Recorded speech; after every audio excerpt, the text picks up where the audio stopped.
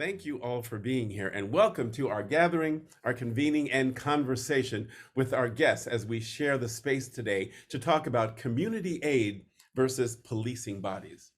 First, as per McAllister traditions, I'd like to offer the current statement regarding the land on which we are gathered today. We make this acknowledgement to respect and affirm the sovereignty of the Dakota people, ancestors, and descendants, and to respect the land itself. We recognize that this acknowledgement is but a first step in recognizing and dismantling aggressive and persistent policies of settler colonialism that continue to oppress to this day. And I will add that we are welcome for other people to share with us their land acknowledgements as well as their reactions and contributions they would like to have with us. So thank you. Now, the times, they are being compressed in the media hourly with no let up. The human beings, however, in these times are still living their lives on a day-to-day basis with multiple unknown strategies. So we're going to share some alternative ways to care for our people, not ignoring the potential of the violent pushback in the streets, or I'm going to call it the militaristic institutional oppressions. What are other avenues of care here in the Twin Cities?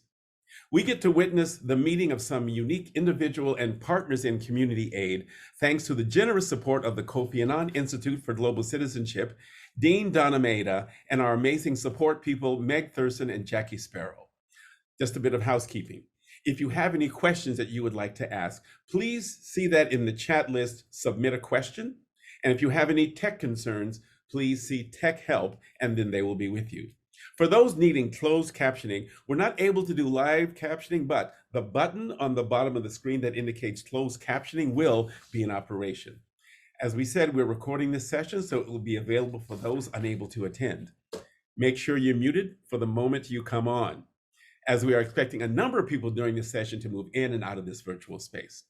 At this time, I would like to introduce each panelist and allow them to talk about their work and how it is connected to community aid. The links to each organization will be in the chat.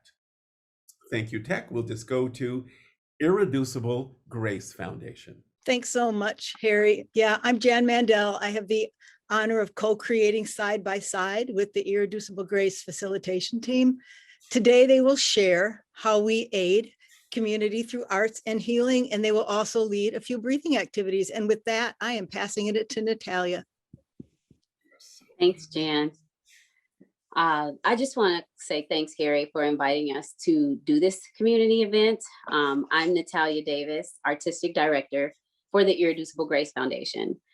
I come from Houston, Texas, knee highs, bow ties, and plaid skirts. I also come from a hardworking mother and a father in love with his bottle of Canadian Mist. When you look at me, you see braids, brown skin, and I like to think pretty smile. What you don't see is every time a Black man is shot, I am traumatized all over again, reminded that I am raising a Black son in America. I take care of myself by taking deep breaths and teaching my children to take deep breaths. Before the pandemic, Irreducible Grace offered these same mind-body medicine tools in person to youth, young adults, police officers, and government agencies in the Twin Cities. We use theater and art to teach the biology of stress and the power of breath. We also use these tools to foster youth voice. Our current community aid is that we continue to share these workshops with our communities virtually, and we even do outdoor pop-ups when we can. We were able to create video animations for kids that teach breathing tools, mindfulness, movement, and music. These videos are currently being used in 10 St. Paul public elementary schools and other districts in the Twin Cities. Before this work, I didn't know I had trauma or triggers. Now I understand that my freedom is finding my pause, my breath between my triggers and my response. And now I am making the choice to heal. In IGF, we always open our workshops and performances with a calming breath. So I'm gonna ask you to join me in a tool that we call heart breath. And it's very simple. I will show you first. You just place your hands on your heart, and as you inhale, you open up. And as you exhale, you bring your hands back to your heart. So now I'm going to ask, if you are able to, please join me with placing your hands on your heart. And if you feel comfortable, close your eyes. And if not, just have a soft gaze. Listen to your heartbeat. Is it fast? Is it slow? Just notice it. Oftentimes we're so busy, we don't sit and just notice. This is called mindfulness. Now I'm going to ask you to take a deep inhale as you open your arms up, embracing this beautiful community. And exhale your hands back to your heart. Inhale, opening your arms up. Inhaling peace through your nose. And exhaling any anxiety out your mouth. Last time, this breath is just for you. Inhale. And exhale your hands back to your heart.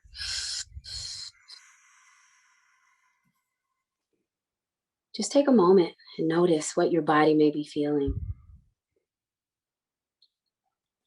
Now I'm going to ask, when you're ready, gently bring your attention back to the screen.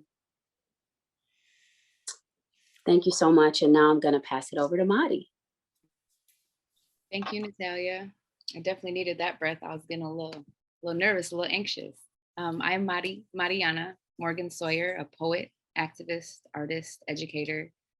I'm a lead facilitator on the IGF workshop team, a visionary, a participant, a family member.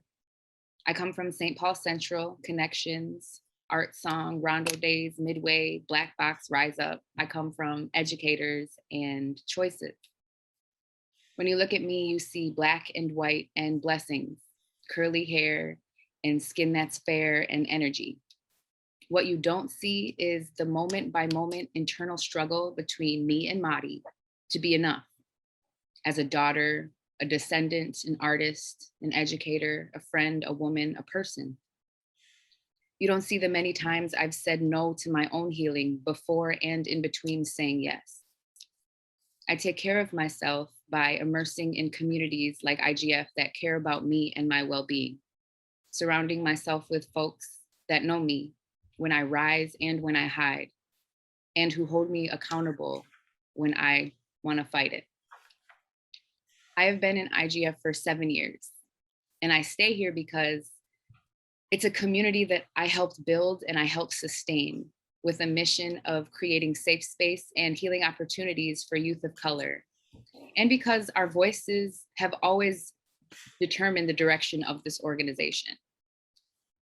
About 4 years ago, after one of our workshops, we were offered a grant to fund the beginning of us working on our own healing journeys, with the vision that we would then give back to our communities what we learned. That process grew into a series of arts-based workshops and healing circles. And that is our community aid. That is also how we care for ourselves and for our communities. What I've learned about myself is that I can't do it all alone and that I don't have to.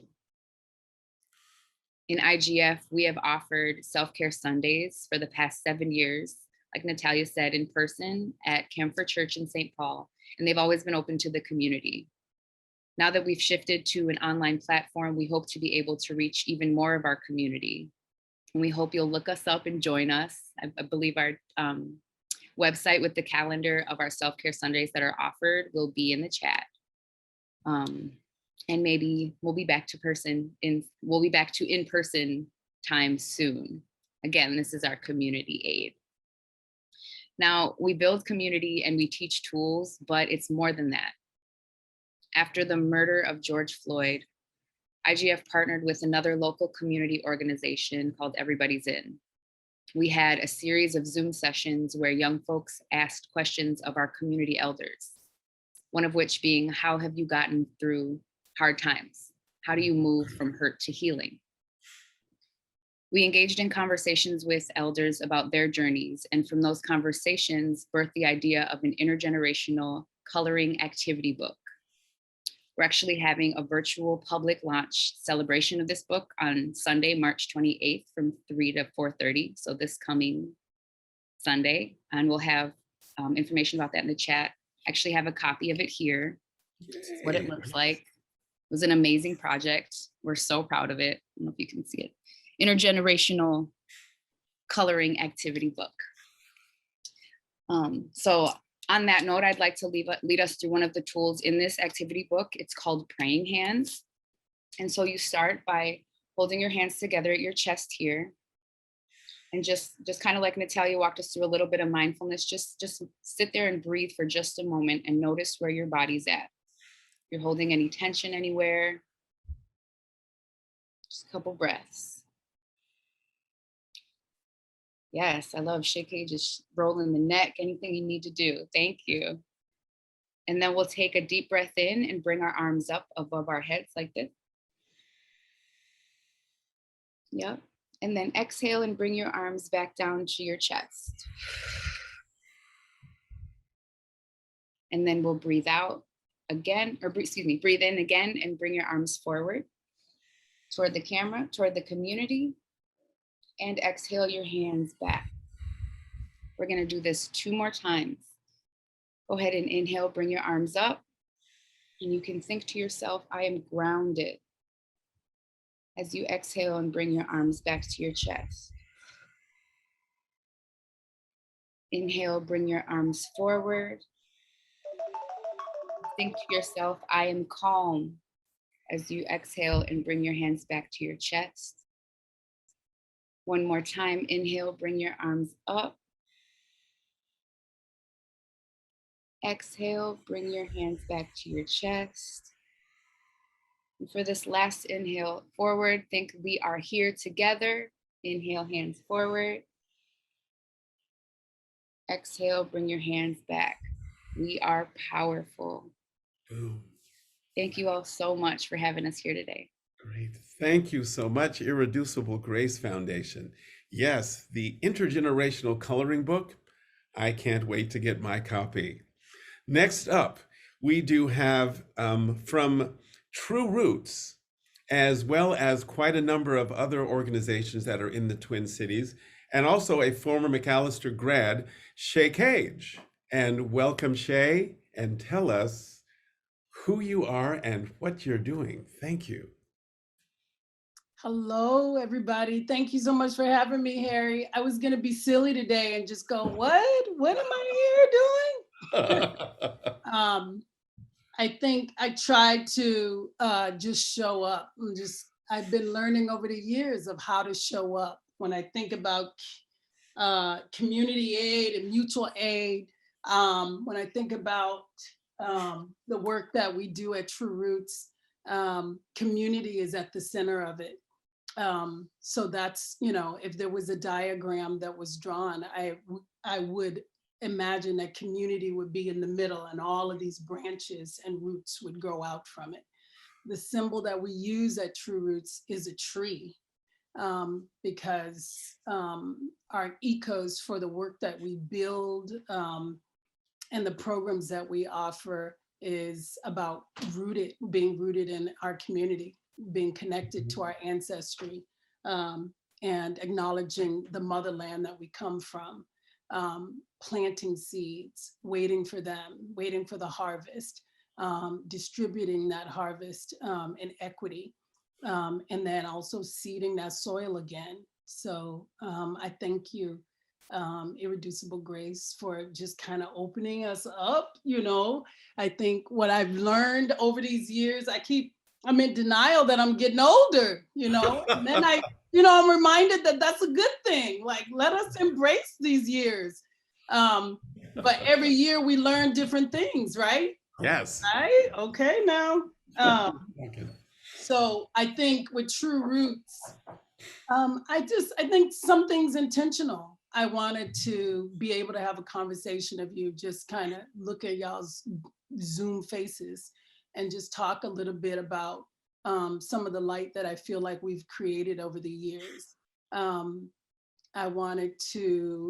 I'll put the link of Tru Ruts in the chat as well. It's in there. Oh, it's already in there. Yes, Okay. we're putting it in. So Tru Ruts was founded in 1995 by E.G. Bailey, who's my partner in life and my partner in artistry. I came on to Tru Ruts in 2000, maybe 1999, but 2000 for sure. So we really have been doing this work as young people, like teenagers, right? Since, for over 25 years. And that is something that is inspiring. I was literally talking to my kids the other day about it. And I think it's interesting that some people know me from, my work as a creative, whether that's a director or a producer or a presenter or, a writer or a playwright or poet. And then others know me only from my activism. And so I feel like Tru Ruts is the organization that's allowed us to kind of merge the art and the activism and the community work. What I could, like Harry said, I could go on and on about all of the things that Tru Ruts has done, but I want to leave you with a couple of nuggets, and then I want to read something for you that is part of my inspiration and why I feel like my root is Tru Ruts, even though I've been blessed to actually found over 5 organizations in my lifetime, and over maybe 7 large initiatives, activate those. So I would say, as I think about community aid, as I think about art as action, as healing, I would say that we have built spaces to break bread.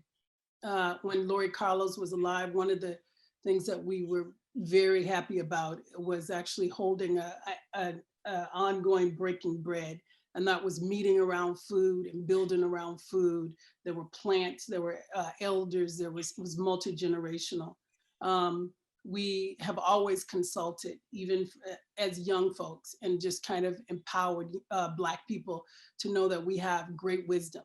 And part of the work that we're put here to do is to share that wisdom and to build knowledge as a community.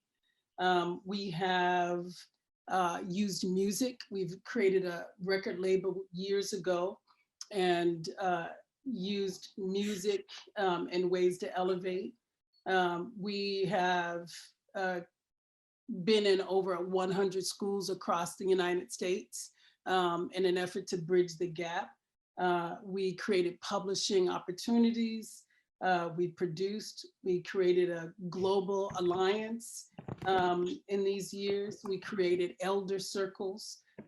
We started gardening and growing our own food and promoting food justice with allies. We do equity advocacy work, anti-racism work, meeting our neighbors where they are. And we spend a lot of time now in media and digital activism, and really lifting up the narratives and remembering that, our histories are more than a single story. Creative placemaking and working with the city. About 10 years ago, we were part of processes of embedding artists in city systems to inform them in different ways. Those are some of the things that inspire me. And then the Black Arts Movement and Sankofa and Kwanzaa principles guide our work. Not only our household and the way that we raise our children, but the relationships that we have in community, the ways that we pivot. So Harry, one of the prompts was like, the mission, how the mission pivots. So when you've been around for that long, half of it is just listening. And the other half is like, okay, this is where we need it. And then the other half is like, okay, this is where I know I have great wisdom here. Let me hold the ground. And then other places step out of the way and serve in mentorship or be mentored.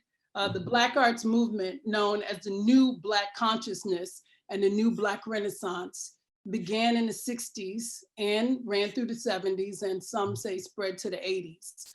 There was poetry, there was prose, there was fiction, there was drama, there was just Blackness, y'all. There was boldness, there was militant attitudes.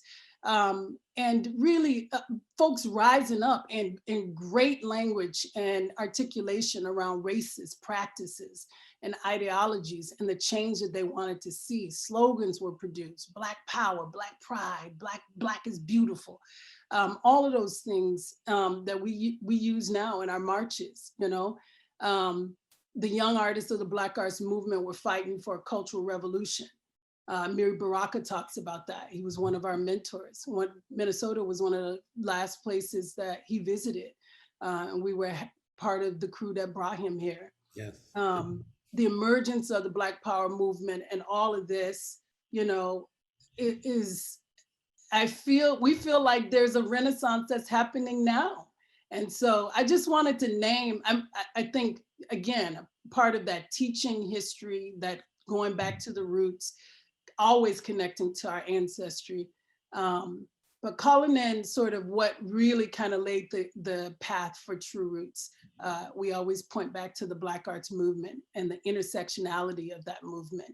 Not only the men, but the women that were fierce, you know, the babies and the young people that rose up. So that's what I would leave for you. I would say community aid is just showing up in integrity and yourself, and you know, Ujima and Ujamaa principles that remind us of collective work and responsibility. It's not my job, you know, to be out here in this community, but it is my job. There we go. We go with it. And I will pass the baton on that. Thank you for having me.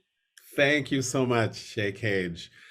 5 organizations. Yes, I've been in and out of a lot of those meetings with those 5 organizations, which does a lot about connecting communities, but also bodies and work that are in the Twin Cities. Our next guest up, who represents REP, and hopefully they'll be able to explain what that means, and Rare House Productions, is one of my favorite people in the world, Roxanne Anderson. I'm also wearing one of the shirts that they're promoting in one of their many, many businesses. So Roxanne, thank you and welcome. Thanks, Harry. Thanks for the shirt and the shout out. I appreciate it. I'm Roxanne Anderson. I like the pronouns they, them, theirs. And I have adopted the title abolitionist. Abolitionist, yes. Abolitionist. Yes. I represent the organization's Rare Productions and our physical location, Rare House Healing Arts and Studios. And then I'm also part of the core team of a newer entity called REP. And REP is an acronym, and it stands for kind of 3 areas: revolutionary emergency partners, Yes. relationships evolving possibilities, and radical ecosystem pods. Wow. Yes.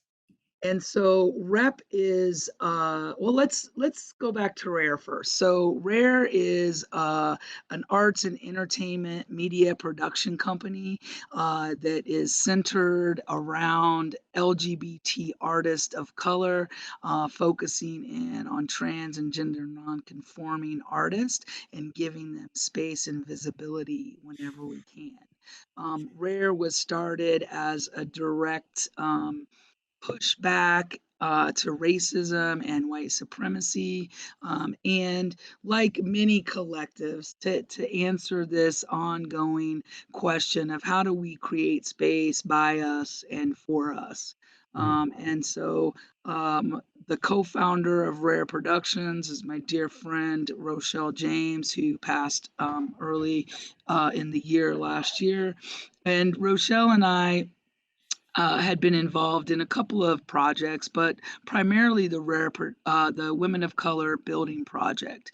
And when Women of Color Building Project kind of completed its mission, which the sole mission of the organization was to find a space, we couldn't kind of figure out as a collective how to move forward from that. And so we decided to close the organization. Lots of other things were popping up. There was Black Pride and some other entities were forming. And so we decided that we had kind of achieved the mission of the organization.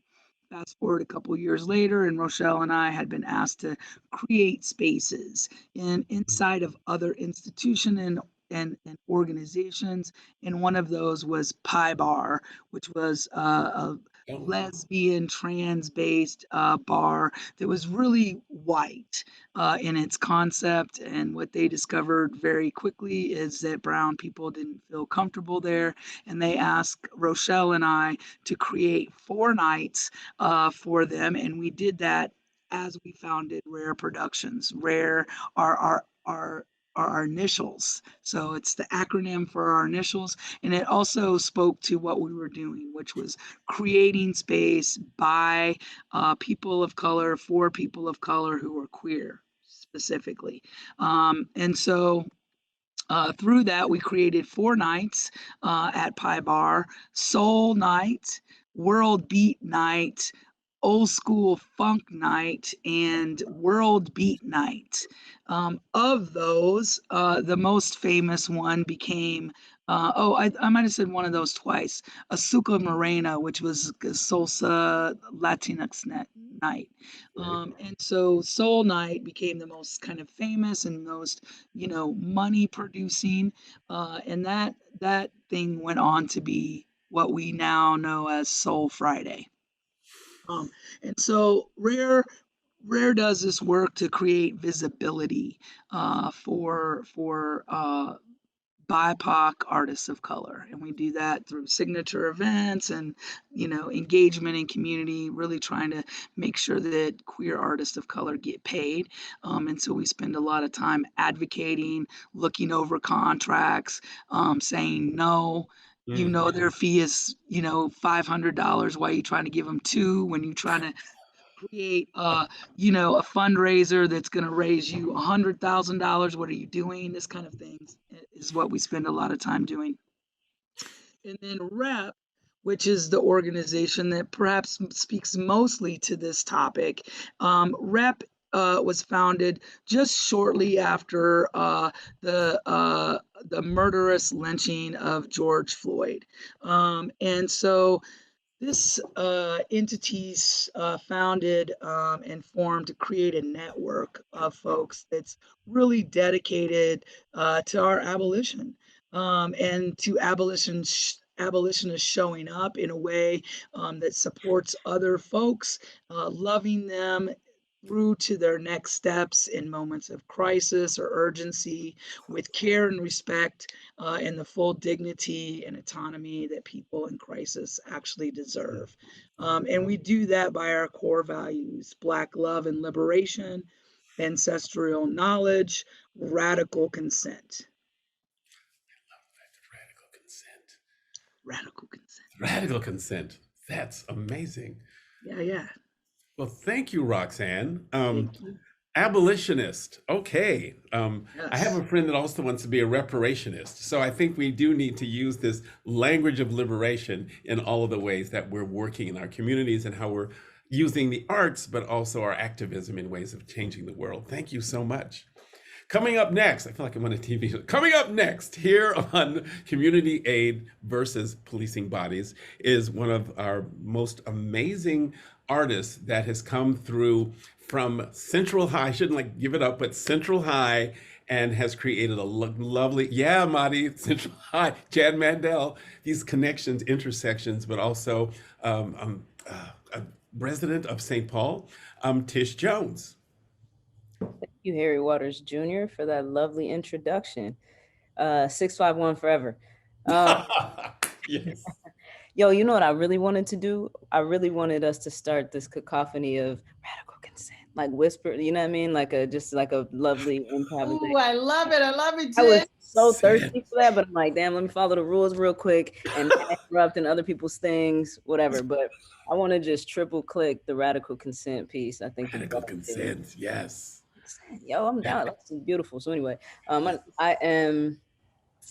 Let's see. I've been introducing myself the same way all day, so I'm gonna stick with it, and I'm gonna say that today and every day, I am the manifestation of my ancestors' prayers and radical imagination, in the belief that I could be here today living in conditions that they did not have to experience and live through. So I'm healthy.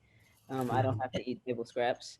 I am not physically shackled and under the enslavement, which in a U.S. context, in the Black American experience, is not far from the reality that my ancestors had to experience. So I am here existing on today as a queer Black woman who's a bit closer to freedom. I'm also, I ain't no fool. Mama ain't raised no fool. I know I ain't free yet.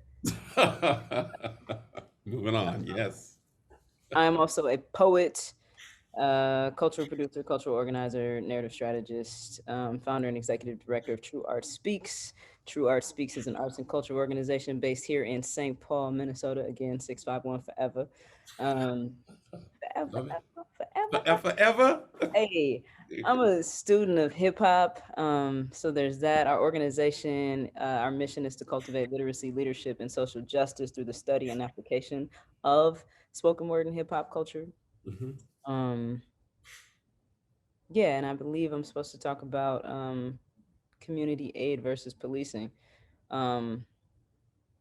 Harry, how much freedom do I have to be myself in this space? I would never try and contain Tish Jones. So as kids say, and as it's Black cultural lingo, fuck 12.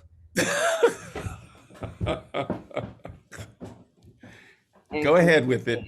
Yeah, I mean, you know what I'm saying? Because that's what it is. Like, and there's this thing that happens where we plan these things to speak to these things that are in response to these other things, and then these other things happen, right?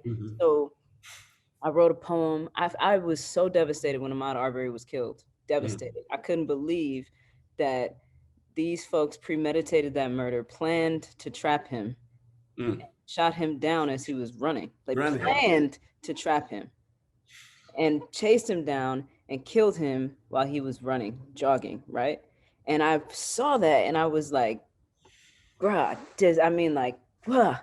and I wrote this poem, right? And then George Floyd was murdered.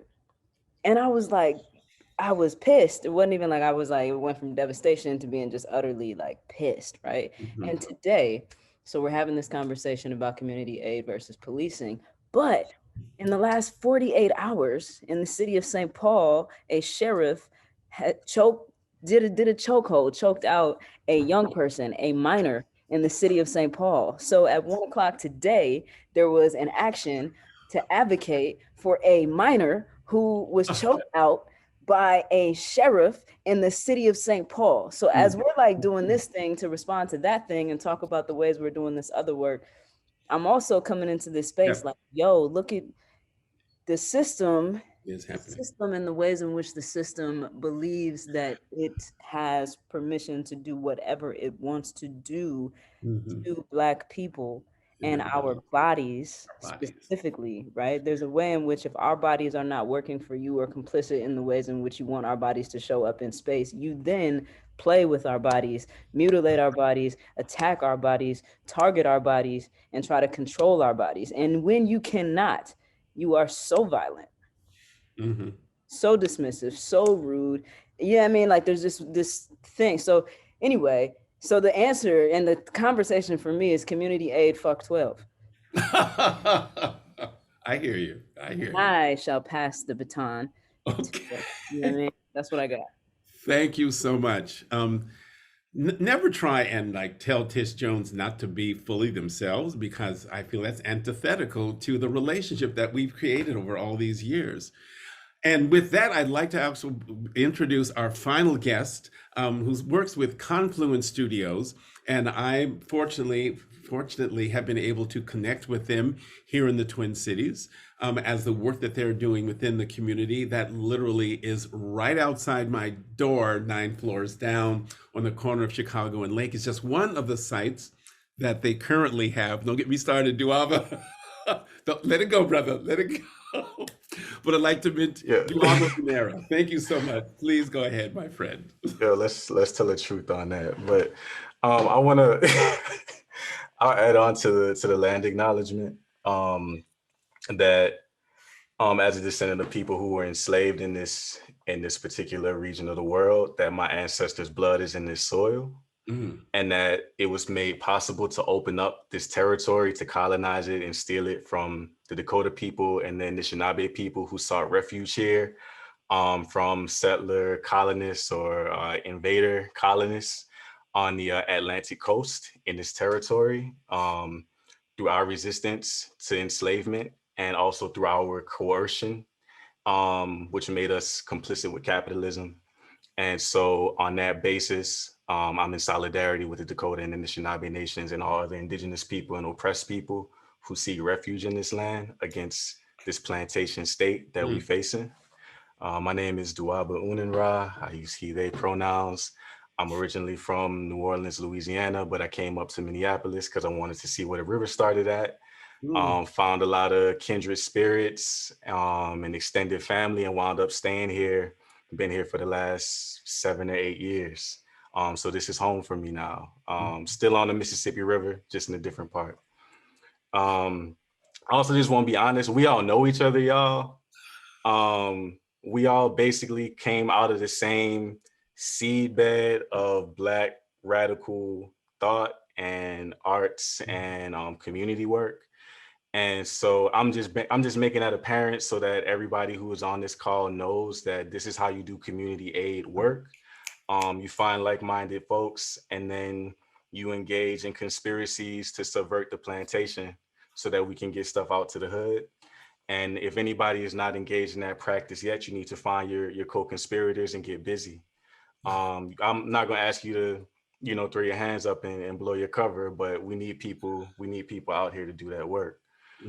So Confluence, we got started in 2020.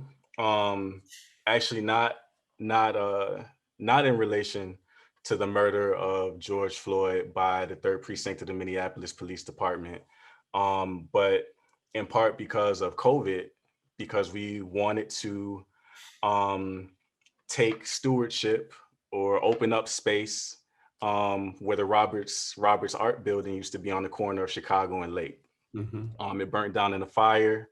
That fire, who knows how it got started, but it displaced a lot of kin folks who were artists and doing really, really dope, important work in the 9th Ward of Minneapolis, which is known as Phillips, Powderhorn, Central, Bryant, Longfellow, Corcoran, and a little tiny piece of Cedar Riverside and the Seward neighborhood. So this is like the heart of South Minneapolis.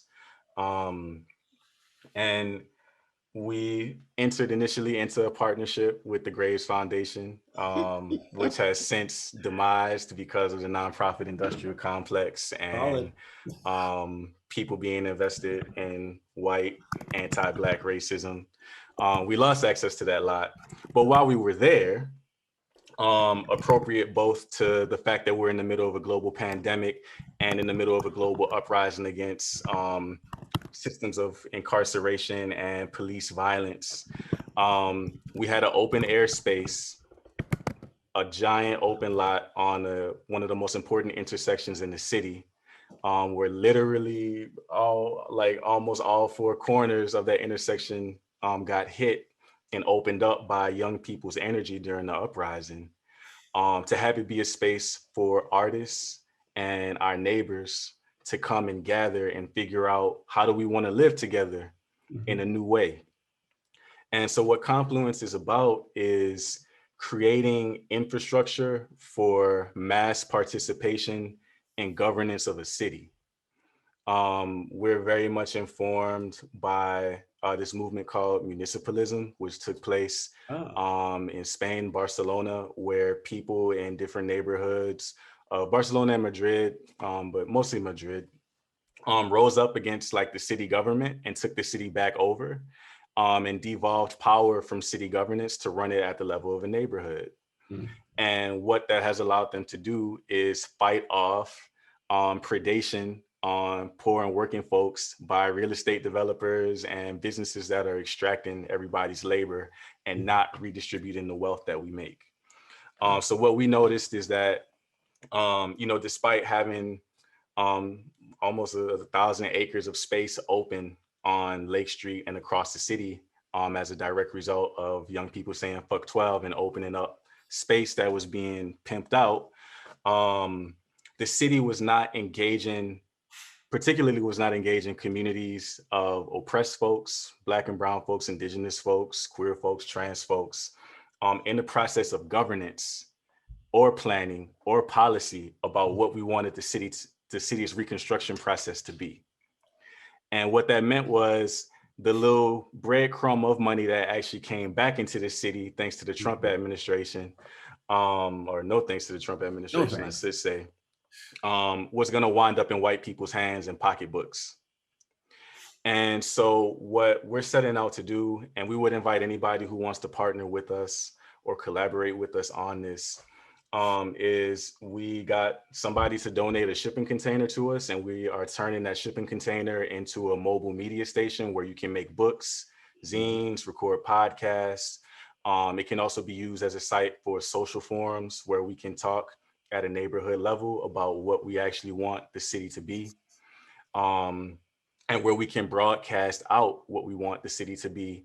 So what we like to say we're engaging in is publication being the dual work of publishing thought and also forming publics of people who are willing to be engaged as leaders, directors, and shapers of the neighborhoods that we live in, instead of leaving that up to people who have been elected through a false process of representational governance, so that we can have the platforms that we need to assert our power as residents of this place, above and beyond the footing and the pacing of, private, wealthy, elite interests that really be pimping out the city. So that's what we're about. We're engaged in a bunch of different projects that I would say are really about challenging the establishment and the institutions that enable political power and economic power to accrue in the institutions set up by white people who came here as colonists. And we have since moved from our space or we are in the process of moving from our space on Chicago and Lake to the intersection of Lake and Minnehaha, just down the street from the burned out remains of the 3rd Precinct building. And what is important for us over this summer is to do work that gives folks who want to be engaged the energy, the tools that they need to really decide what the fate of that open space is going to be and what we want to replace the 3rd Precinct building. It's not work that we can do alone. We're not a service organization. We see ourselves as an organization that responds to the desires of community. We see ourselves as an organization that resources the desires and the visions of community. And so we're driven more by agency and creativity and the desire to connect and be in dialogue and also be in tension with one another, because that's where learning takes place. And so one of the other and final projects that I talk about is we have what we're calling the Mount Analog School, also the Institute for Urban Vitality. Yes. We are a critical urban development and urban studies institute in the hood. And so if you have any interest as well in learning about how to take power over the urban development, urban planning, and urban reconstruction process, we have a lot of resources and doorways into doing that work in community with folks that's at the grassroots. And it's an honor to be with y'all on this panel. Thank you. Wow. Thank you, Duaba. I'm that's charged once again with all the work that everyone is doing, and also the clarity of purpose that each one has brought. So I'd like to have all of our panelists come onto the screen, because what we're going to do right now is we usually are in circles. We usually are in a cipher, because those are the spaces that we as a culture, as any culture, gathers in, so that stories can be told, so that transitions can take place, because we are in community with each other. We are feeling this community at all times. What I would like to do is thank you all for your clarity. Thank you all for your vision. And of course, ongoing, thank you for the actions that you are actually taking at this time. Now, we do have a couple of questions that were posed before our session, and we hope that you've, had a chance to muse over them.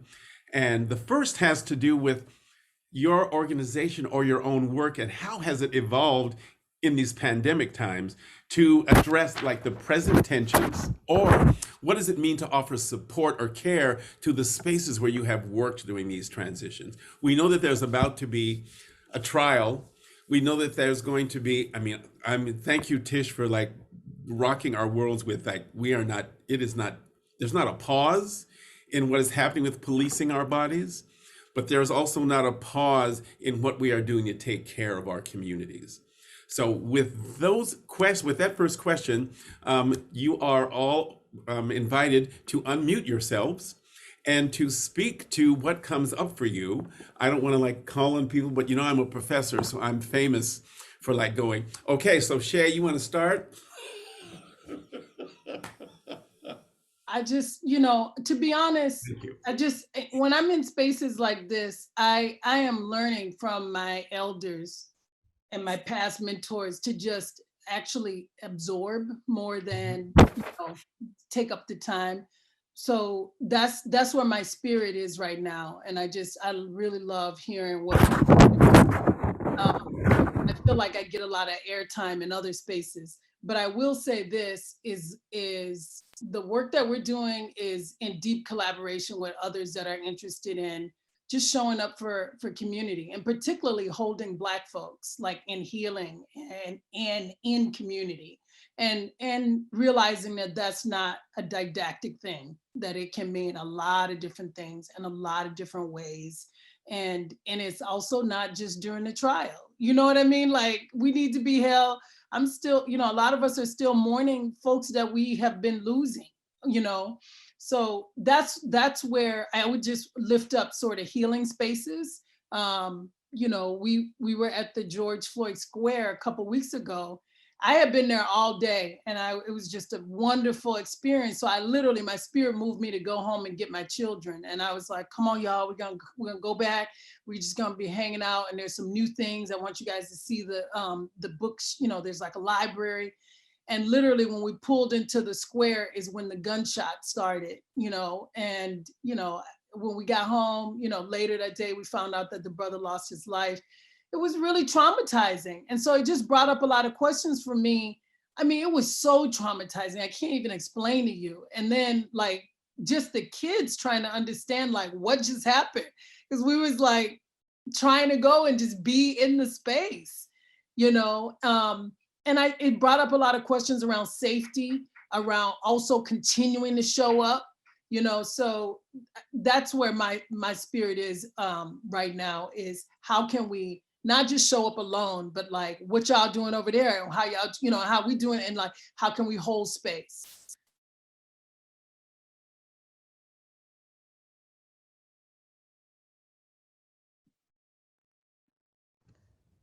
Harry, are you talking? Yeah, it's like I'm an old man. Sometimes I forget. I'm used to just talking. But I wanted to open it up to other people to respond or share where they are with all these evolutions and the transitions that we're in. Make me call on nobody. I just want to say, thank you for, being vulnerable with us and sharing that story. I could tell, as you're sharing, I'm reading your body, and it's very obvious that the trauma is still really there, and it's still really present. And I think that these things that, in a year or 2 years will dissipate to some degree, stay with us, right? And I think that that's the work of Rare Productions and Rep.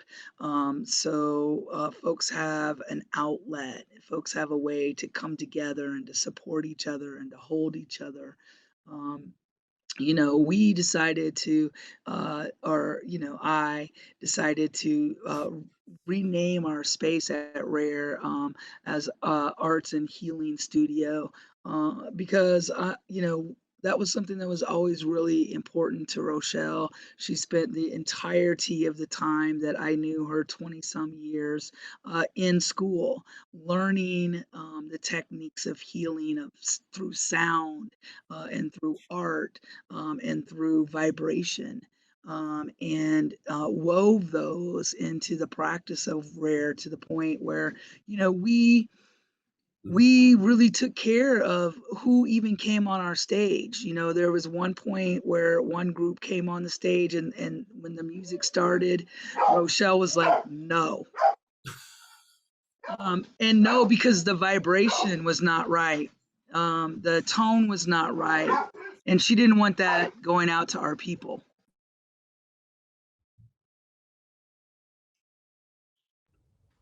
So I think that those things are really really important as we move forward.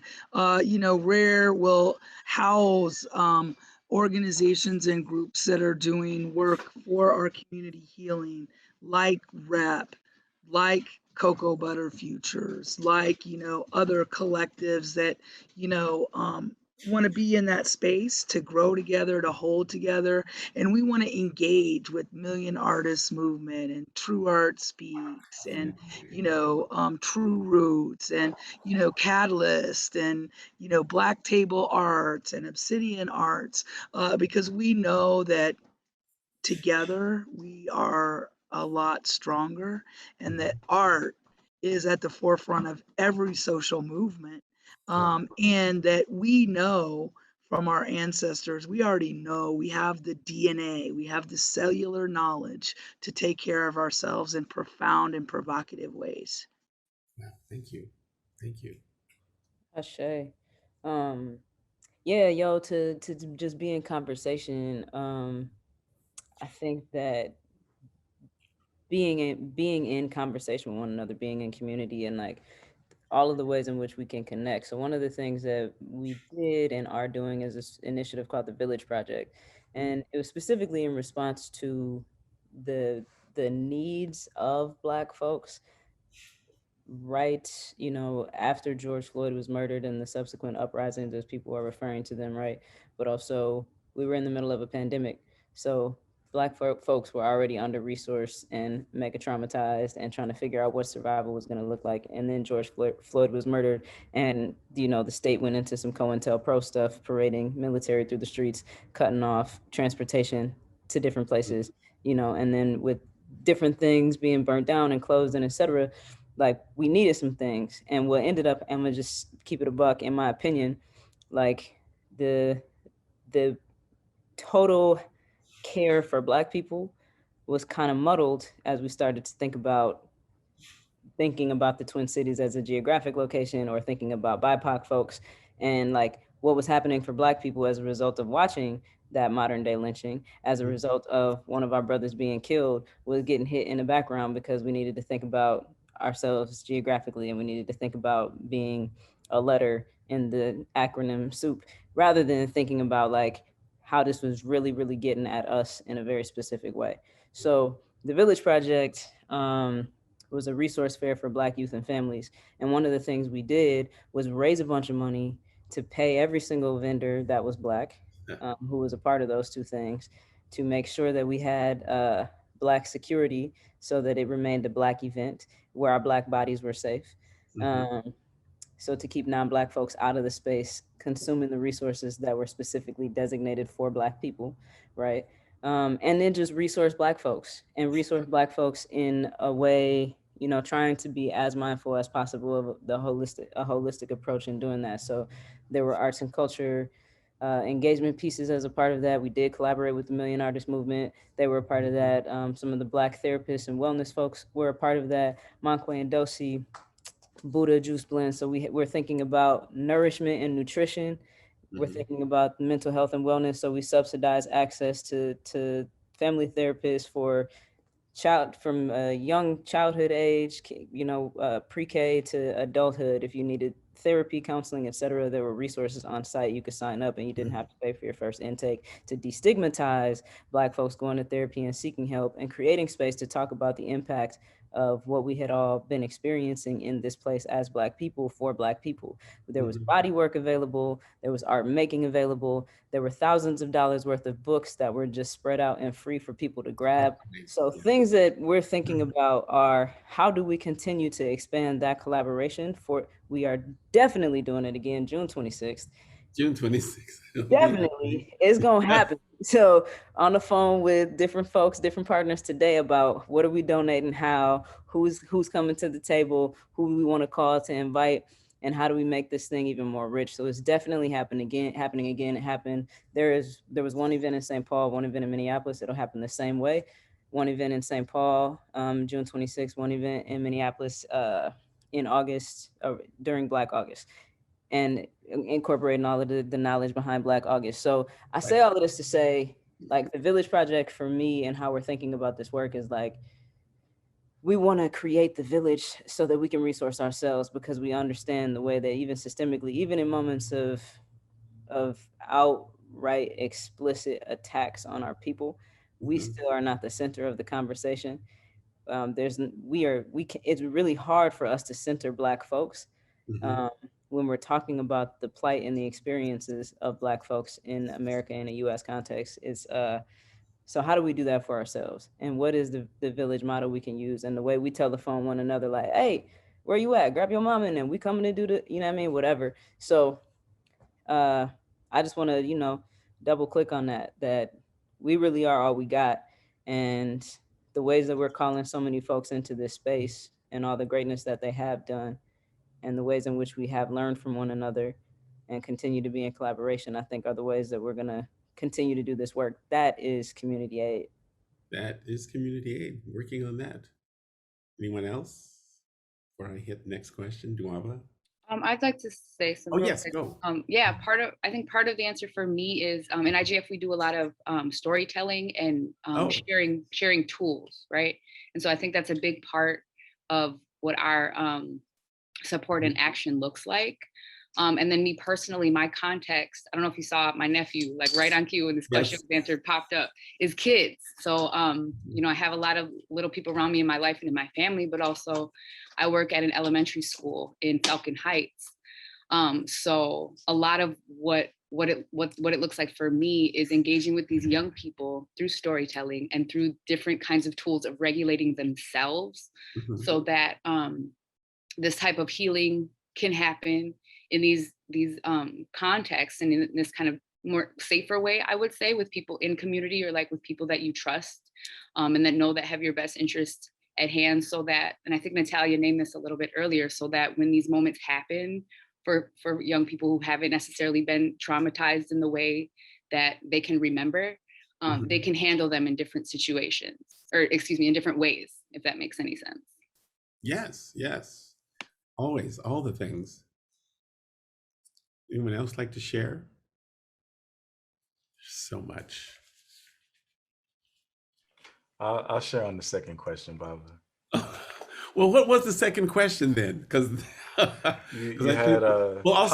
just before we go there, I'd like to also offer any of the people that are witnessing or gathered and participating that if there's any questions that you have, please put them in the chat to the submit a question, so that we will have we're trying to leave some time at the end to, make sure that we are connecting with that community that's gathered around us. Okay, thank you, Duaba. So go ahead, thank you. So your question to us was, how does one prepare for the emerging possible challenges, and how are we engaged in dreaming and planning right now? So I think, and that's starting to come through in the conversation as well. I put in the chat that Mari mentioned in Falcon Heights made me also think about how, gentrification, or let's not even call it gentrification, Black, Latina, and Indigenous removal is happening in both cities, and our folks are actively being pushed out to the first ring and second ring suburbs. And also COVID highlighted the ways that our folks who are out in the rural areas, stuck in meatpacking plants and other essential industries, are getting put up as cannon fodder.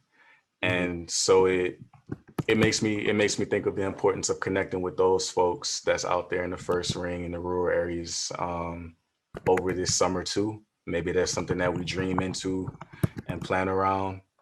That was one of the beautiful things about the Because Black Life conference that Kino had thrown a few years ago.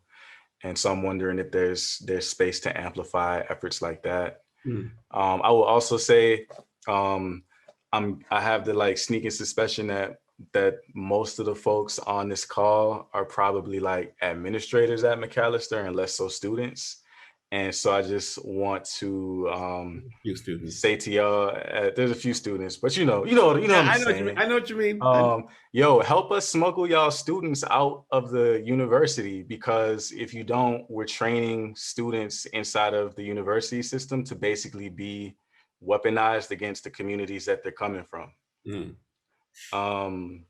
Like I got wild and very, very happy and fulfilled and satisfied in my life because I met people like Shá Cage and other folks in the Million Artists Movement. I was a grad student at the university at the time, and the university was like sucking my life away from me, and also sucking away my money.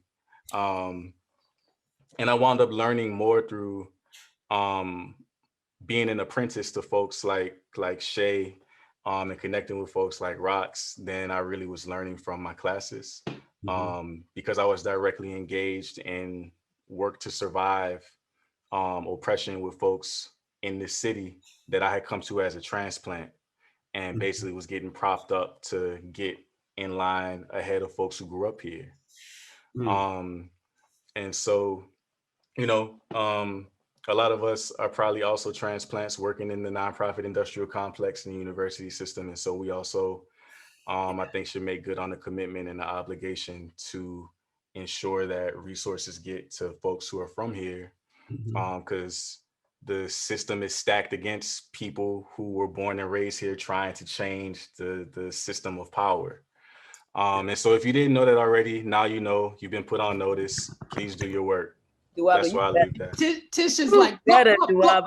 I wish I didn't have to go. You better.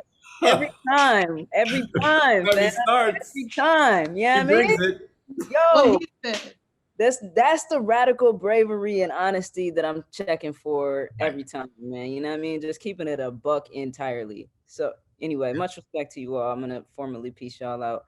Give thanks for the space. Okay, thank you, Tish. I have to leave early. The panelists, they all knew that. So to the people who are witnesses and accomplices, peace. Thank you for attending. Thank you, Tish. We will be in touch. Seeing you shortly. Anyone, thank you, Duaba. That's such a grounding way of thinking about what does that mean to shift and plan and dream also, because we are those people who make dreams come to life. I will do just a quick little thing that I noticed in the participants, that my father is here, and he's 93 years old, and he is one of the give it up, Harry Waters. I'm just the junior, but he is one of the reasons that being in communities is so important, because that's what I witnessed. I witnessed someone who was actually doing that. Now, Harry Waters Sr. would do it in a suit, because he's from a different generation, but all of us, we come with the armor that we have currently right here. And that planning means that what Duaba is also mentioning is the resources.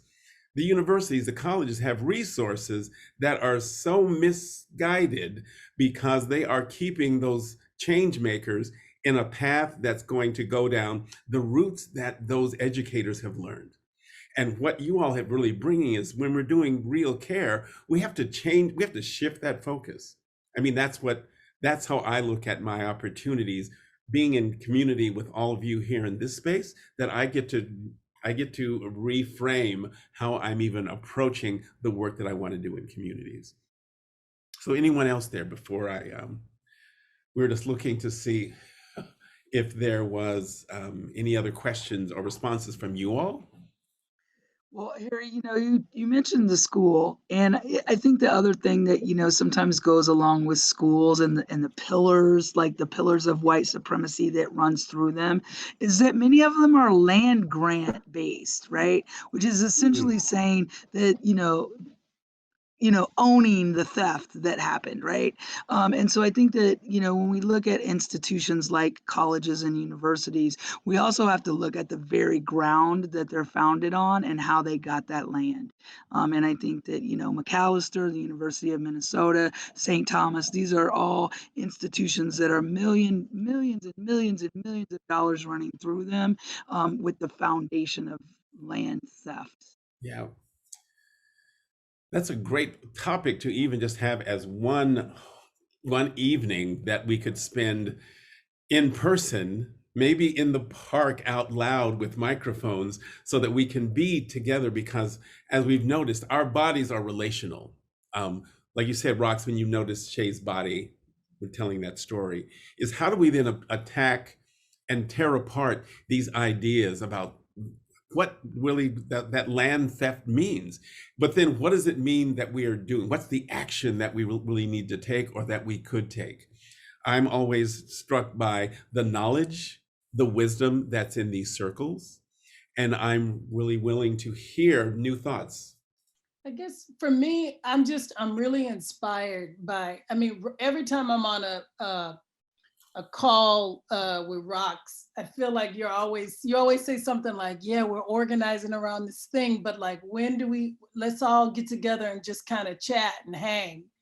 And that really resonates for me, because I'm like, how do we make space for that? And it connects to what Duaba was saying too, because I just feel like the informal and the formal spaces and places and organizing has great need.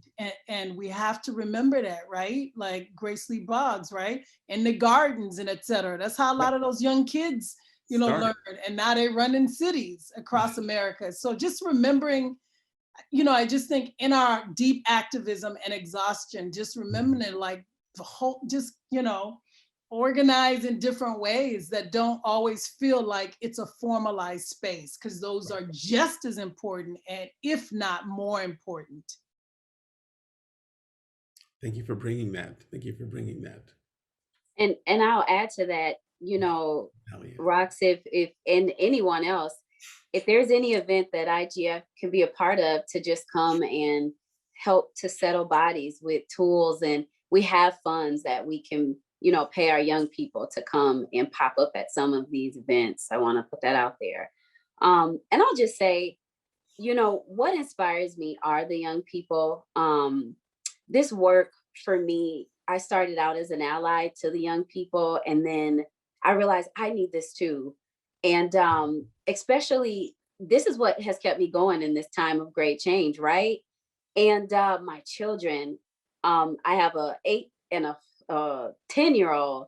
And as I'm on here and I'm trying to pay attention. I don't know if you see my mouth moving, but I'm like looking at the screen, but I'm talking to the side.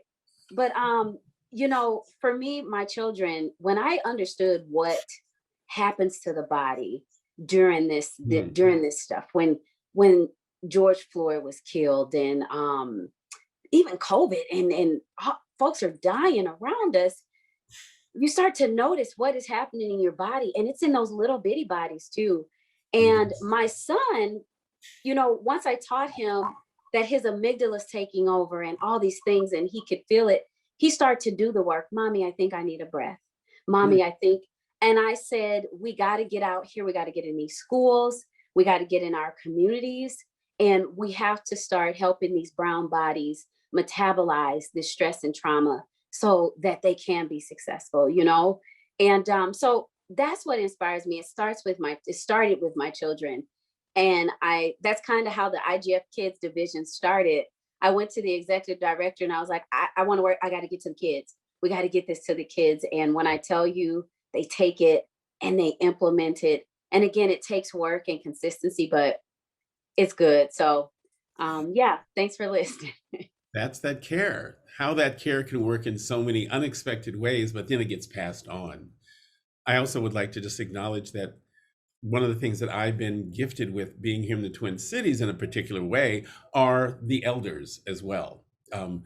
We have so many people who've been doing this work, and I do want to call out Jan Mandell for just the way that they have like inspired I want to say generations of young artists and activists here in the Twin Cities, coming from the work that they did in this little black box in the lower level of Central High. But then these artists have gone on in so many ways to use their talents and their spirits to really be effective change makers.